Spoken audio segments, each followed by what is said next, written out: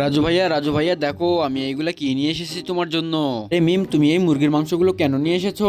ভাইয়া এই মুরগির মাংসগুলো আমাকে খেতে অনেক ভালো লাগে, এগুলো আমাকে তুমি রান্না করে দাও। না না মিম, এই মুরগির মাংসগুলো আমি রান্না করতে পারবো না। না না ভাইয়া, এগুলো রান্না করে দিতেই হবে। এই যে আমি এখানে এগুলো ফেলে দিয়ে চলে গেলাম, আমি যাতে এসে দেখতে পারি এগুলো রান্না হয়ে গেছে। কি তুমি আমাকে এইভাবে ধমক দিচ্ছ?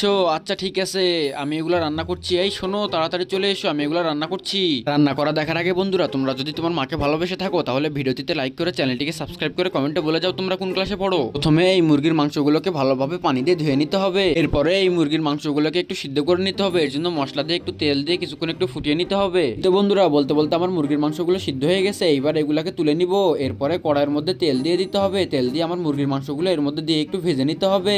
মুরগির মাংসগুলো ভাজা হয়ে গেলে কড়াইয়ের মধ্যে এবার একটু লবণ দিয়ে দিতে হবে। লবণ দিয়ে কিছুক্ষণ একটু নাড়িয়ে নিয়ে আমার মুরগির ভাজা মাংসগুলো এর মধ্যে দিয়ে দিতে হবে। দিয়ে একটু নাড়িয়ে নিয়ে উপর থেকে একটু মশলা দিয়ে দিতে হবে।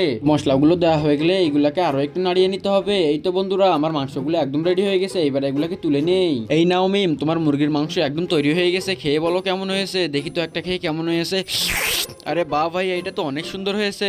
হ্যাঁ ভাইয়া, সত্যি এই মুরগির মাংসগুলো অনেক সুন্দর হয়েছে। আমি আগে কখনো খাইনি এইগুলা। ভাইয়া তুমি যে এত সুন্দর রান্না পারো আমি তো আগে জানতাম না। হ্যাঁ মিম, আমি সব ধরনের রান্না পারি। তোমার যখন যেটা খেতে ইচ্ছা করবে আমার কাছে নিয়ে আসবে।